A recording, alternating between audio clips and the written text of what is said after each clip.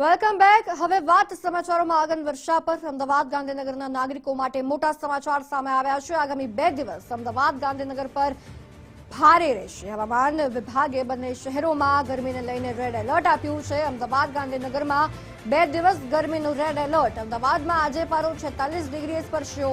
પાટનગર ગાંધીનગરમાં પણ પારો 46 ડિગ્રીને લગોલગ જોવા મળ્યો. અમદાવાદ ગાંધીનગરમાં 2 દિવસ સાવચેતી ખૂબ આવશ્યક રહેશે. બંને શહેરોમાં કારણ વિના બહાર નીકળવાનું ટાળવું.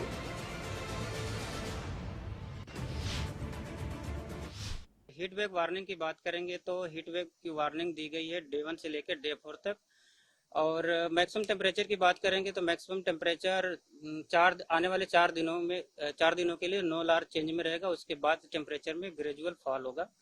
और मैक्सिमम टेम्परेचर की बात करेंगे अहमदाबाद और गांधीनगर के लिए तो कल अहमदाबाद का 45.9 और गांधीनगर का 45.7 मैक्सिमम टेम्परेचर रिकॉर्ड हुआ था। हीट वेव वार्निंग की बात करेंगे तो अहमदाबाद और गांधीनगर के लिए आज और कल के लिए रेड अलर्ट है। સહયોગી કુશાગ્ર આપણી સાથે લાઈવ જોડાયા છે. કુશાગ્ર, કેવી ગરમી હાલ જણાવશો?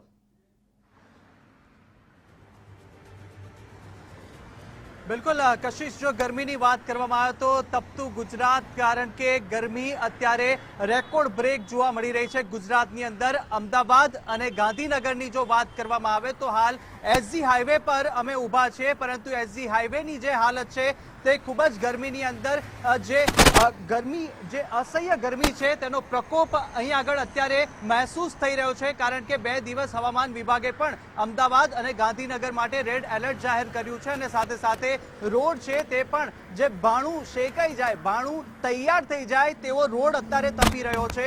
અમદાવાદની જો વાત કરવામાં આવે તો મહત્તમ તાપમાન અમદાવાદ અને ગાંધીનગરની અંદર 2 દિવસ માટે 46 ડિગ્રી સુધી પહોંચે તેવી શક્યતા છે. અને કાળઝાળ ગરમીની અંદર લોકોને પણ અપીલ કરવામાં આવી છે કે વગર કામે બહાર ન નીકળવું. પરંતુ હાલની જો આપને હાલત બતાવવા માંગુ કે હાલ જે અમે હાઈવે પર એસજી હાઈવે પર ઊભા છે અને એસજી હાઈવે પર જ્યાં ટ્રાફિક છે તે પણ ક્યાંક બપોરના સમય ઓછો થઈ ચૂક્યો છે, પરંતુ જે લોકો અસહ્ય ગરમીની અંદર મજબૂરીમાં પણ પેટીયું રડવા માટે બહાર નીકળવું પડે છે તે લોકો અત્યારે બહાર નીકળી રહ્યા છે.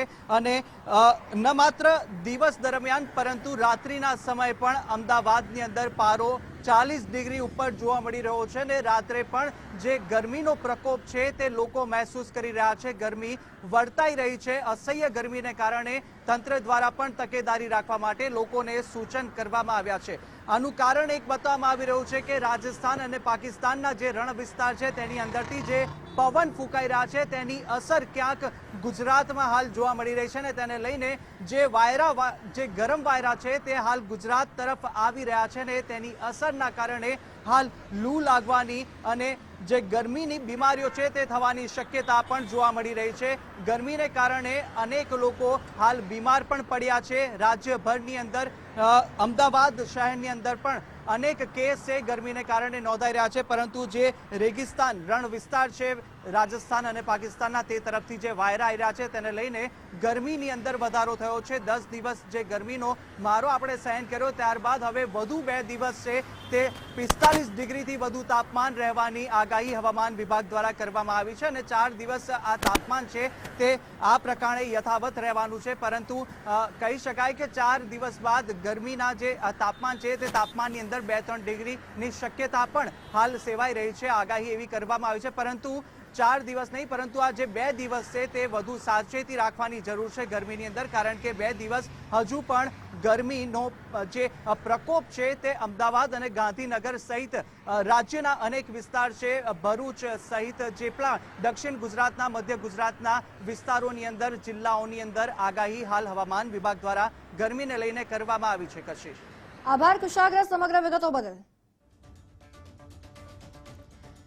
2 દિવસ અમદાવાદ ગાંધીનગર માટે રેડ એલર્ટ ગરમીને લઈને જાહેર કરવામાં આવ્યું છે. અમદાવાદ અને ગાંધીનગરમાં રહેતા લોકો કે જે 2 દિવસ તેમને ખાસ કારણ વિના બહાર નીકળવાનું ટાળવું જોઈએ.